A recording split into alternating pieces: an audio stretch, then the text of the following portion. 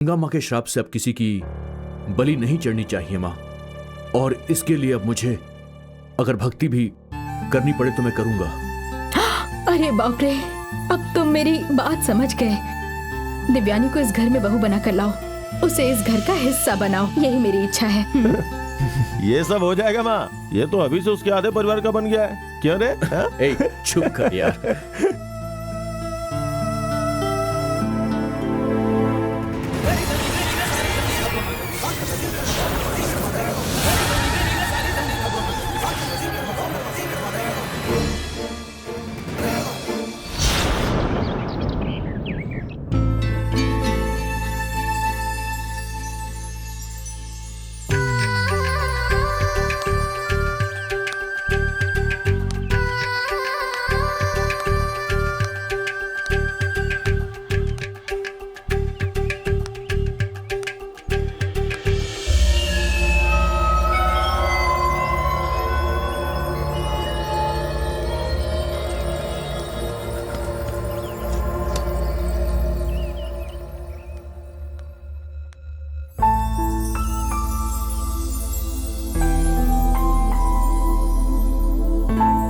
बेटी सौम्या। हाँ बोलिए पापा। मैं जाकर आता हूँ बेटी। ठीक है पापा।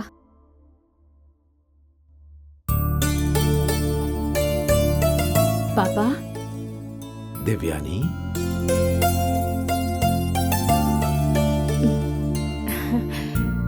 सौम्या। दीदी। आओ दीदी। दिव्यानी, मैंने कहा कि काम छोड़ करके आ जाओ तो तुम 2 दिन में ही छोड़कर आ गई बेटी। आपके कहने के बाद मुझे सोचने की जरूरत ही नहीं है। मैं जानता था कि तुम मुझसे कभी भी इस बारे में नहीं पूछोगी। कितनी मेहनत करने के बाद तुम्हें वो काम मिला था, कितना मन लगाकर तुम वो काम कर रही थी, वो सब मैं जानता हूं बेटी। मेरी बच्ची को अच्छा परिवार मिले, लेकिन क्या कर सकता हूं मैं बेटी। तुम्हें तो पता है बेटी, अपने घर में ही ऐसी घटना घटने के बाद अगर फिर किसी की जान चली गई तो जिंदगी भर हमें उस पाप को झेलना पड़ेगा बेटी। इसीलिए तुम्हें यहां बुला लिया। पापा, आपने मुझे काम से वापस बुला लिया है, ये सोचकर मुझे बिल्कुल भी बुरा नहीं लग रहा। आपसे ज्यादा इस पूरी दुनिया में कोई भी चीज इम्पोर्टेंट नहीं है। आप भी तो यही सोचते हैं ना कि हमारी वजह से किसी और को तकलीफ नहीं होनी चाहिए, और मैं भी हमेशा ऐसा ही सोचती हूँ, आप ही की तरह। इसलिए मैंने शिवा के साथ भी ऐसा बिहेव किया। वहां मुझे पता ही नहीं चला कि वो कब यहाँ आकर आपसे मिलने के लिए चला आया। पापा, आपकी आंखों में आंसू आए, ये अब मैं बिल्कुल भी नहीं देख सकती। बेटियां आज के जमाने में कितना बड़ा इतिहास रचती हैं। तुम पढ़ी लिखी हो और मैंने तुम्हें वापस गांव में बुला लिया, ये सोचकर मुझे कष्ट हो रहा है। लेकिन एक दिन अच्छा समय आएगा, ये मुझे पता है। ललिता माता और सप्त माताओं गंगा मां के गुस्से को शांत करके हमें इस गांव को मुक्ति दिलवाना है, और ये तुम लोगों के समय में हो जाना चाहिए, ऐसा चाहता हूं। तुम दोनों ही नहीं बेटी, मुझे गांव की हर लड़की के चेहरे पर मुस्कुराहट देखनी है। मैं हर रोज गांव वालों के लिए प्रार्थना करता हूं बेटी, सब अच्छा होना चाहिए।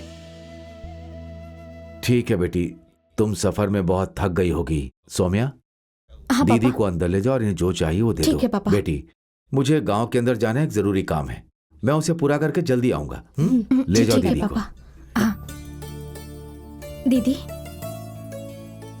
आप यहाँ इतनी जल्दी आ जाओगी मैंने सोचा नहीं था। पापा ने कह दिया तो मुझे तो उनकी बात माननी ही थी ना। शिवा देखने में तो बहुत अच्छे इंसान लग रहे थे, जब उन्होंने बातें शुरू की तब पता चला वो आपसे कितना प्यार करते हैं। वो आपके ऑफिस के बॉस है ना? रेजिग्नेशन लेटर को एक्सेप्ट नहीं करेंगे ऐसा सोचा था। नहीं एक्सेप्ट कर रहा था। मुझे काम ही नहीं करना ऐसा कहकर मैं बस वहां से निकल आई। ये डर सिर्फ पापा के अंदर ही नहीं, मेरे अंदर भी है। उसकी जान खतरे में है ये पता होने के बावजूद मैं वहां कैसे रह सकती थी। वो तो कह रहे थे कि आपके मन में प्यार हो सकता है। कुछ बातें बताने लायक नहीं होती, क्योंकि ख्यालों में ही वो बातें अक्सर बदल जाया करती हैं। और कभी वो सब होता है जो तुम्हारे साथ हुआ। उस हादसे से तुम्हारी जिंदगी बदल गई। अब तुम ही देख लो सौम्या, तुम्हारे साथ क्या हुआ, कनन के साथ क्या हुआ, याद है ना? और जो कुछ तुम्हारे साथ हुआ वो सब मेरे साथ भी हो सकता है ना? मैं सब कुछ भूल जाना चाहती हूँ, सारी बुरी यादें। आप तो भूल जाओगी दीदी, लेकिन शिवा आपको भूल पाएगा ऐसा मुझे नहीं लगता। आपकी जिंदगी में सब अच्छा हो इसके लिए पूजा करूंगी। मैं सप्त माताओं की पूजा के लिए उपवास रखने जा रही हूँ। क्या हुआ दीदी, आप हंस रही हैं? पक्का मेरी प्रार्थना स्वीकार होगी। ऐसा ही होगा दीदी। आप कोई सामान्य लड़की नहीं है। बस एक ही पल में काम नहीं करना है सोच के काम छोड़कर आ गई आप। दूसरा कौन करता है ऐसा? मुझसे पूछो तो मेरा विश्वास ये कहता है कि आप किसी कारण से यहाँ आई हो। किसी को बदलने की शक्ति आपके अंदर है। अब आ गई हो ना? अब हमारे गांव में सब अच्छा ही होगा, देखना। ठीक है दीदी, आप जाकर नहा लो। तब तक मैं आपके लिए गर्मा गर्म नाश्ता तैयार करती हूँ।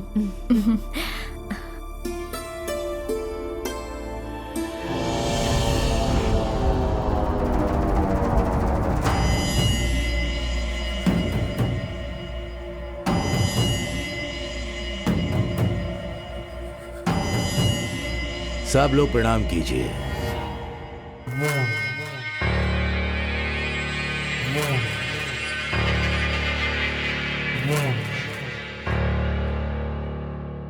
दीर्घ आयुष्मान भवा।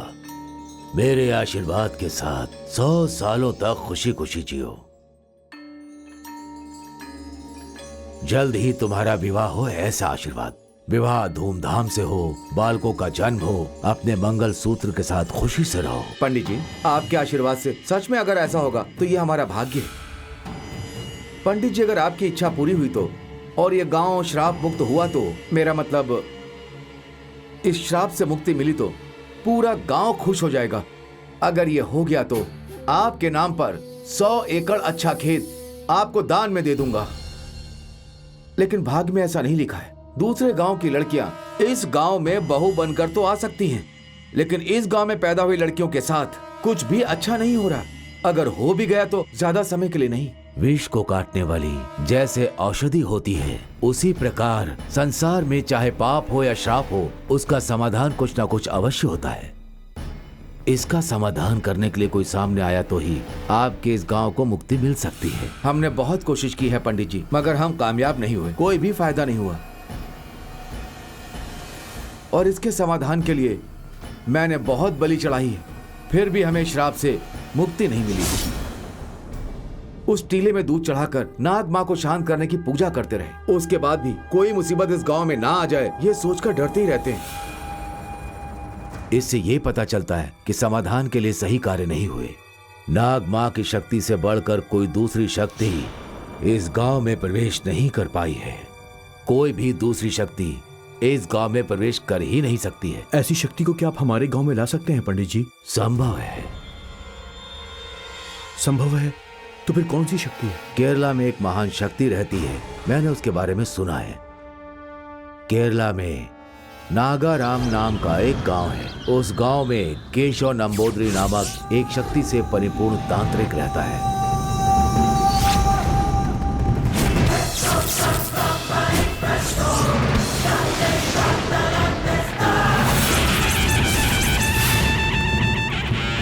वो महान तांत्रिक देवी का उपासक है, संसार में माना हुआ है। तंत्र मंत्र विद्या से परिपूर्ण है वो। महान शक्तियों को, सर्व शक्तियों को प्राप्त कर चुका है।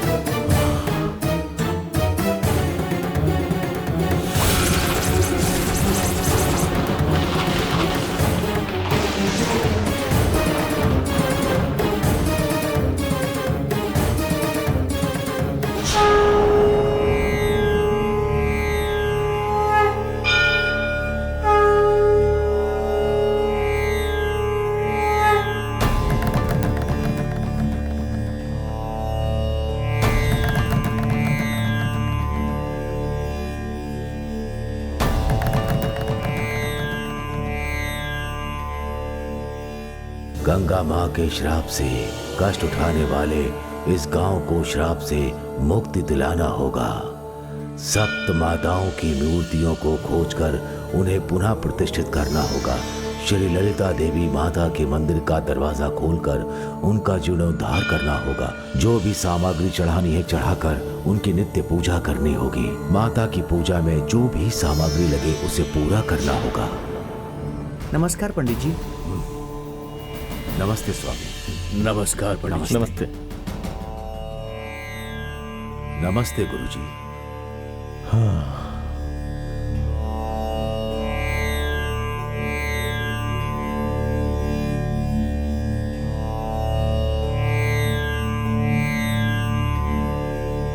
सबका कल्याण हो।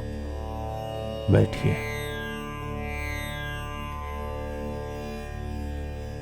आपसे मिलने के लिए ईश्वर का आदेश मिला है, इसीलिए यहाँ आया हूँ।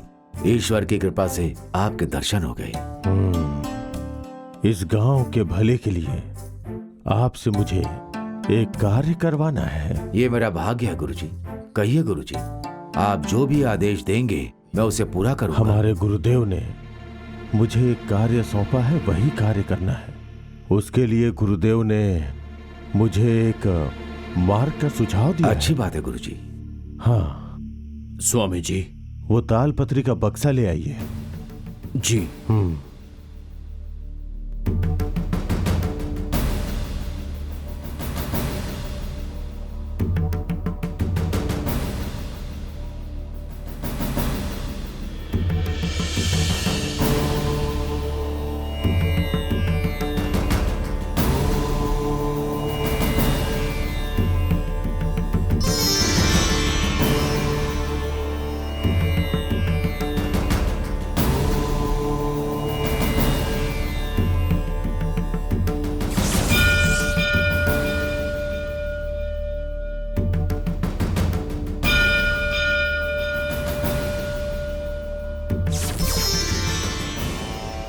ये है प्रश्न पत्री। जब कोई प्रश्न मन में आता है तो इसे खोलकर देखने पर उस प्रश्न का उत्तर इसमें लिखा होता है। गुरुजी, आपने क्या सोचा है और क्या उत्तर आया, क्या मैं जान सकता हूँ? अवश्य। सप्त माताओं की मूर्तियों को हमें ढूंढ के निकालना है और फिर से उन्हें वहीं प्रतिष्ठित करना है। हाँ। ललिता माता के मंदिर को खोलकर वहां पूजा अर्चना का कार्य प्रारंभ करना है। उसके माध्यम से ही अपने इस गांव को मुक्ति दिलानी है। यही हमारे गुरुदेव की इच्छा थी। हाँ। उस कार्य को करने का उचित समय आ चुका है। उसे ध्यान में रखकर ही मैंने प्रश्न किया था और इस प्रश्न पत्री को खोलकर देखा तो उसका उत्तर मुझे मिल गया। क्या उत्तर मिला गुरुजी? मैंने अपने गुरु के सामने जब इस प्रश्न का उत्तर पढ़ा था तब भी यही उत्तर मिला था जो आज मिला। अच्छी बात है गुरुजी।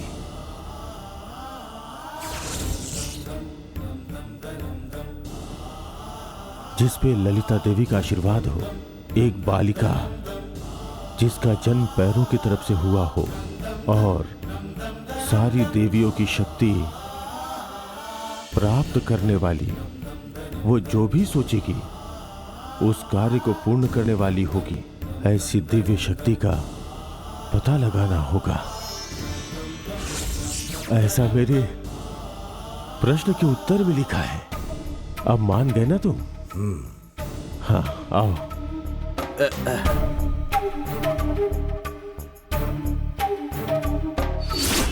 इतने शक्तिशाली हैं वो, उनके सामने नाग माँ क्या है? एक पल में वो उन्हें वश में कर लेंगे। तो क्या पंडित जी उस शक्ति को हमारे गांव में नहीं बुला सकते? क्यों नहीं बुला सकते? जमींदार जी के आदेश के बाद हम उन्हें अवश्य बुला सकते। पिताजी क्या कहेंगे? मैं आपसे कह रहा हूँ उन्हें फौरन यहाँ बुलाइए, हमें इस नर्क से छुटकारा दिलवाइए पंडित जी। कृष्णा, जल्दबाजी मत कर।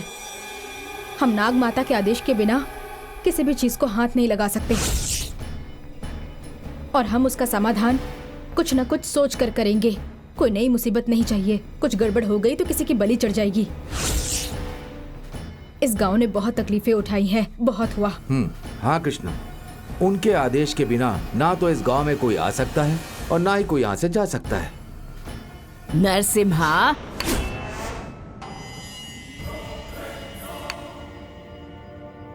दादी, मेरे पोते में जो हिम्मत और बहादुरी है वो तेरे अंदर नहीं है। मौत के बारे में सोच सोचकर डर से मरने से अच्छा है कि एक साथ सब लोग मर जाओ। इंसान के अंदर अगर जरा सी भी हिम्मत हो ना तो वो किसी को भी काट कर फेंक सकता है, उस गंगा माँ को भी। सप्त माताओं की मूर्तियों को पुनः प्राप्त करने की शक्ति पाने वाली बालिका इस भूमि में जन्म ले चुकी है। वो कौन है? हमें उसे ढूंढना पड़ेगा। ठीक है गुरुजी। आप तो हर जगह घूमते रहते हैं। देवी के रूप में जन्म लेने वाली वो कौन है? वो कैसी दिखती है? इस बात का पता आपको लगाना पड़ेगा। ऐसी किसी बालिका को आपने कभी देखा है क्या?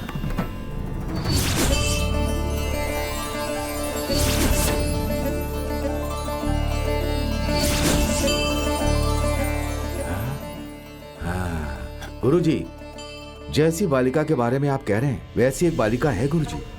ऐसी बात है? कौन है वो? गांव के प्रेसिडेंट रामनाथ की बड़ी बेटी, उसका नाम है दिव्यानी। जैसा आपने कहा गुरुजी कि जन्म लेते समय जिसका सर पहले ना निकला हो, जिसका पांव पहले निकला हो, ऐसी कोई लड़की हो।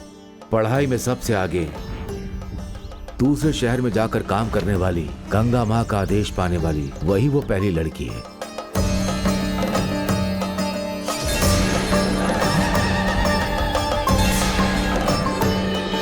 कब से इंतजार कर रही थी मैं। पंडित जी बिल्कुल सही कहा। इस इलाके की मालकिन अलंकार नाचियार बोल रही हूँ। उस नंबोदरी को जल्दी आने के लिए कहो। चाहे जो करना पड़े करो, पर गंगा माँ के श्राप से मुक्ति मिलनी ही चाहिए। नाग माता को उसके टिले में ही मार दो, ये मेरा आदेश है।